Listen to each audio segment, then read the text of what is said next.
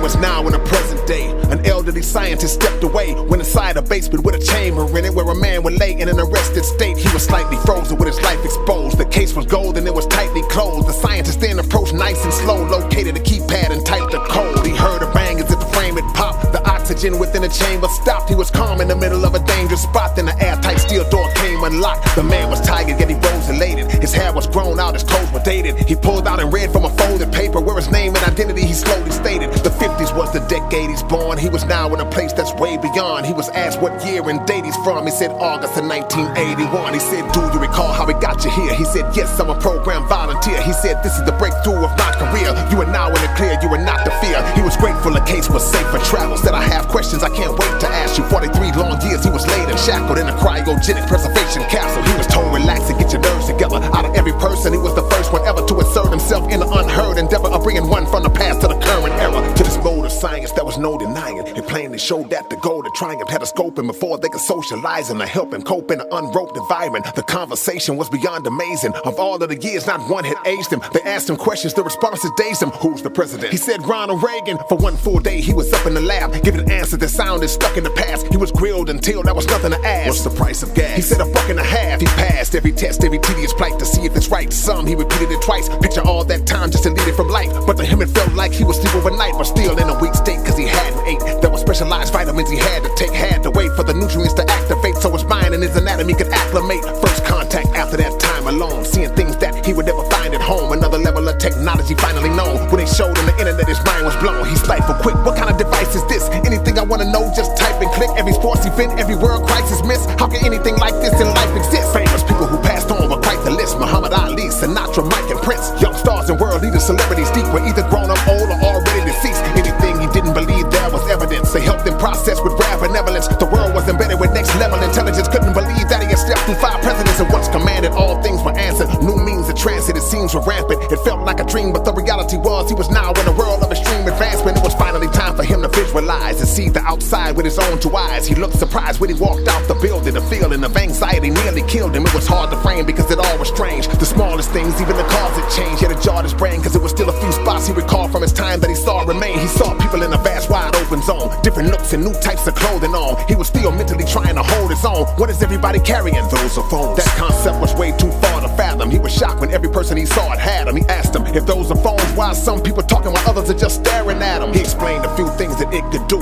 You could use internet and take pictures too. At that moment the scientist's phone would ring. The man flipped when a face came on the screen. It was like he was talking into the TV. Can that man that you're looking at truly see me? He told him yes and said here it's easy. When the man talked to him he freaked completely. He was breathless. Now he had more to question. Never saw nothing like this except the Jetsons. They put him in a vehicle and put an address in. The car started talking and giving directions. He was in the future yet still the present. Glad to be selected to live this blessing. What he missed was fed into his mind in sections from the end of apartheid to 9/11. Every war was told, martial law exposed. Over people the government had more control. Any music from then that he bought was old. Rap exploded and now was the largest soul. He had lost every minute of a long continuum. The 80s, the 90s, and new millennium. Living a dream that he couldn't prove to anyone. And truth is, he had only viewed the minimum. When he learned about crack, his soul was hurt. Did they ever cure cancer? No, it's worse. Not a new and old earth, the roles reversed. Lost faith in everything he hoped at first. What about racism? Is that erased? Unfortunately, no, it's still in place. He was crushed to learn that that was still the case. In his heart, he felt that was a real disgrace. Then he wondered how all these years amassed. In the world we live in was still as bad. Not a path was laid out to feel the wrath. To process it all, he was ill prepared. He was so deflated by this broken place. What would motivate folks to hold a hate? The man couldn't conceive the decadence in agreed, so the scientist set him down and told him straight. Since the date you entered your unconscious state, the planet grew from 4 billion people to 8. So the government raced to depopulate, cause the leaders dictate with heathenish traits. The increase of murder and lack of love, the advent of AI and random drugs. Out of all this time and it slipped his mind, he hadn't even asked where his family was. He was strongly gassed, then he calmly asked. His son was 1 when he begun his task. The scientist had to let him know the fact that his dad was still living but his mom had passed. He broke down and like a young child he cried. Learned half of all his close friends had died. Then he felt what he did was a selfish call, cause in taking this step he had left them all. He was overcome like his life was done. He said, can I please see see my wife and son. He was told he could, but under one condition. He had to witness them from a distance. We told him we took you on an expedition, and during the mission you came up missing. So how would it look if today you came 4 decades later and looked the same? He understood, yet he felt divided. They drove him to where his wife resided. She walked outside to check the mail. She was 70 years old, gray and frail. So out of sight, he was standing clear. Too far to spot, no chance to hear. Then a man appeared, it was a husband. She had been remarried 30 other vanished years. The shock was great, he had to stop and pray. The healing might come, but not today. Remaining silent with a lot to say. And his son just lived a few blocks away. To his son's address, they drove him fast. He was in the yard about to mow the grass. It was so contrasting to see a man that was a baby last week when he got to hold him last. So they chose to leave before he noticed them. He realized his own son was older than him. Now his heart was broken, he was incomplete. He had grandchildren that he couldn't meet. He said he learned from this. When this procedure ends, when you send me back, I'll never leave again. The scientist said, send back, you know the rules. This is not time travel, you're confused. Every year that went by, you lived it, son. All the chamber did was to keep you young. I know it's strange for you to feel swept away from a life that seems like it was yesterday, but the reality is you must now rebuild. Contact your family and you'll be killed. This is now the existence that you must go through and adjust to this brand new world I showed you. Here's the paperwork with a signed proposal from 40 years ago when I first told you. The man said, we've never met before. First time was when you opened the chamber door. I assumed that you were just a man assigned to guide me. When I woke up in the modern time, he said, no sir, sit down and I'll reveal it. The cryogenic machine, I'm who built it. Concentrate, look into my face a minute. I was young like you when I placed you in it, but I grew old just like the rest of your people, and you should be glad that I lived to free you. He said, sir, you were just half the story. He took the man back to the laboratory. They took an elevator down to the basement. I'm training you to be my replacement. My time is ending in this earthly venue. When I'm gone, the program must continue. The man was still shook and crushed indeed, but he had no choices, so he just agreed. When the lights were turned on, to his surprise, it was a new chamber with a new man inside. The scientist gave the codes to unlock the door. It was set for the year 2064.